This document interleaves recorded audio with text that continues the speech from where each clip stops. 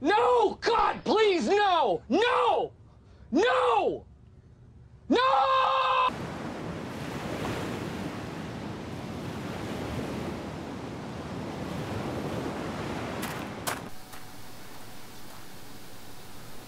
Yeah, that intro pretty much sums up how I feel right now. I mean, I wasn't recording my voice at the time, but I was just testing out this new recording system that someone in the comments left me last video, and I got shot in the face by a sniper, and I wasn't too happy, as Steve Carell aptly summed up there with his "No God, please no" thing. But yeah, so today's video was going to be about exploring the wilderness and stuff, but I've decided today to talk about death in DayZ. You know, death is a whole concept in this game. After you die, what you should do, what I do anyway, personally, and what my tactics are. So, immediately after I've died, usually I'm pretty pissed off, so I spawn if I spawn next to a town like I have here, I'll just run in there and grab whatever I can, because the stakes aren't that important, because I've got nothing to lose. So as you see in this video, I get chased by a few zombies and I don't really care, but what often happens in this game is when you act like overconfident, you tend to get better rewards, because although I play cautiously usually, as you see in this video, when I play quite aggressively almost, I do pick up some alright kit. But as you saw in that video at the beginning there, I got sniped in the face from like 500 meters away. I scouted out that village pretty darn thoroughly, and I had no idea where he was. He was probably sitting in a ghillie suit in a forest on top of a hill. But although I was pissed off, I'm not too angry at that death, because he basically outwitted me. He even waited until I stopped moving to change my weapon to shoot me, so he knew he was going to have a clear kill. So I think, to an extent, although it was unfair because he was just shooting me on sight, I did have an M16, and I do kind of, you know, if you're running around with an M16, people are going to think you're a player killer, because that is like a player killing weapon. So yeah, but once I respawned, when I respawn after a death, I will play cautiously usually. This is an exception because I was pissed off, so I'm playing quite, you know, gung-ho about everything. But usually I will just crouch, be very, very stealthy until I find a hatchet or something to defend myself, because when you're defenseless, you're so vulnerable when you spawn in this game, because you don't spawn without a weapon. You spawn without a weapon now. So after I've got my, you know, hatchet or something, or weapon or ammunition, and then I'll look for hunting gear. So I will head to, you know, the general stores and stuff to get a bigger backpack, you know, a hunting knife, some equipment to, you know, like campfire matches, logs and everything. And then I usually head off into the woods and do my, you know, as you saw last episode, scouting out rural communities and living in the woods. But a lot of people in this game they've been exploiting certain things, and you see it in this video a bit. I mean, the barbed wiring up of doors and stuff to stop people from getting in, that's starting to get a bit annoying now. I mean, someone left a comment to me on yesterday's video saying that, well, bandits have a right to play that way, you know, as annoying as it is for people like me. It's a gameplay choice they choose to make, and there would be people like that in a post-apocalyptic environment, and I understand that, but basically just server hopping to get infinite resources and barbed wiring up doors is not adding to the realism of the game, you know. I mean, it's just people being assholes. But the thing about bandits and everything is that I enjoy the thrill of, like, you know, scouting out a base, being careful. I probably wasn't careful enough, and that's why I died. But although I don't mind dying if it's fair in this game, is what I'm trying to say. If I have what I deem to be a fair death, I won't get angry. And I think that guy sniping me, although I wouldn't do something like that, I wouldn't sit in the bush with a sniper and hunt someone down for their stuff, but I understand why someone would do that, because it does take skill to be stealthy and to scout someone out and to hunt them, basically. So I'm not too disappointed about a death like that. But other deaths I've had where, like, I've been shotgunned in the back by someone who said they wanted to roll with me, that's annoying. That's one of the reasons I don't really go in a group, as I stated last video. So thanks for all the comments in the last video, by the way. It's great to get decent feedback. Someone recommended Xstory, which is a fantastic video recording software that I'm now using. So hopefully the quality of this video should be slightly better than the last video, so thanks for that.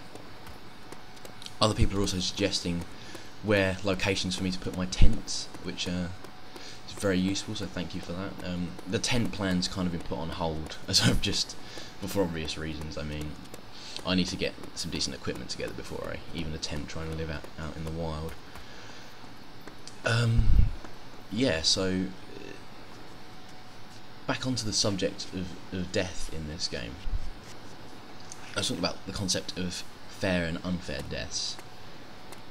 Unfair deaths also include deaths where you have died as a result of a glitch in the game. And I understand this is an alpha mod and glitches should be expected. But like, as you see here, I closed this door behind me, you know, to exercise good stealth practices, and a zombie glitches through the door and kills me. Or not, doesn't kill me, but I am bleeding quite heavily at the end of this sequence. Yeah, you can see that he just glitched through the door. But if I was to die here, I would have been pissed off because it's not my fault. I was doing everything right, and the game glitched out on me.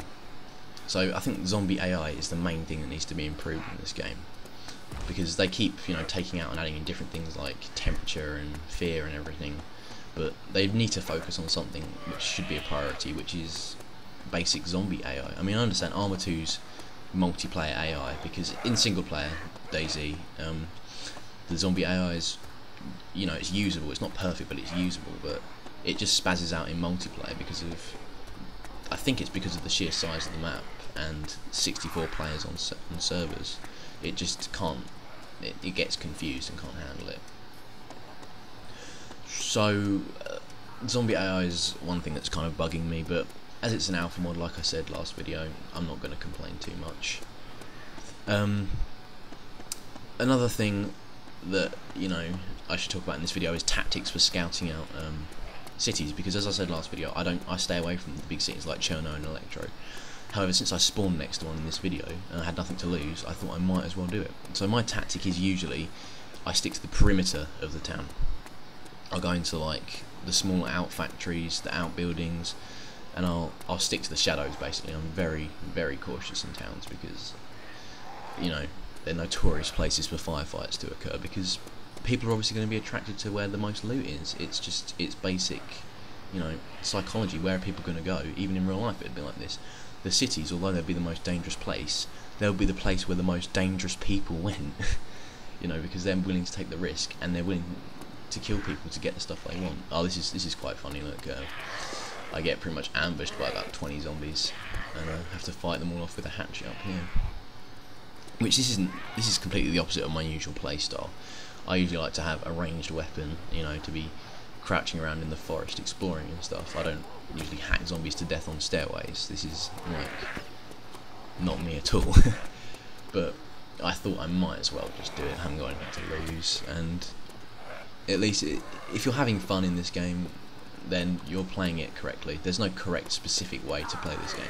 I like to play stealthily on my own and hang out in rural communities. Other people like to go into the towns and kill other players. I mean, as annoying as it is for the players who die, you have to expect that kind of behaviour when you go into a town, and it's the risk you take. So, you know, I'm not blaming people for the behaviour that they're practising in this game. You know, it annoys me when people cheat, basically, by barbed wiring up buildings and server hopping and stuff.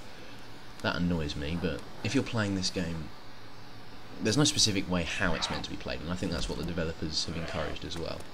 So I think that's great, and one of the main reasons why this game has been so successful, because it appeals to literally any type of playstyle. You can be aggressive, you can be a sniper and shoot people in the face out in rural communities. But let me go back to that point about my death, by the way. I was on a server with 5 people, and I was scouting out in the middle of nowhere, scouting out a small sort of like village, and I was not expecting any players, because I have my M16 out because it's my player killing weapon. It's what I use in self-defense when I'm out. But then I stopped and thought, you know what, I might as well change to my Makarov, because there's only going to be zombies out here. So I stand still to change to my Makarov, and my head gets blown off. I don't know how long that guy was following me for. I don't know If he just saw me and took a chance, took a pot shot at me, I don't even know. But there's nothing I can do about that now. Here I am back at square one. So this playthrough is now going to be a lot more about my process of how I set up my, you know, survivalist kind of gear. You know, it's going to be about really adrenaline-inducing encounters in cities and stuff, as opposed to less exciting, probably, wilderness exploration. And there will be wilderness exploration. I will go back into the forest as soon as I've got hunting gear.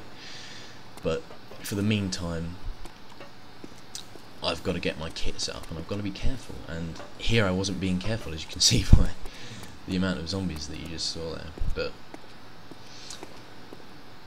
I'm not too bothered about my death, to be honest. That was probably, I think that was my longest life I've ever had in DayZ. It lasted about 3 weeks of playing. I'm not sure how much playtime that was specifically, but that was definitely my longest ever life. So I'm really happy. I'm proud of that.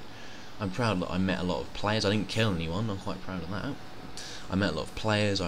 We shared stuff. We exchanged stories. We hung out with each other. It was probably my best DayZ experience, that life. And ironically, it was ended so suddenly with just a sniper bullet to the head. But that's the nature of the game, and I appreciate that.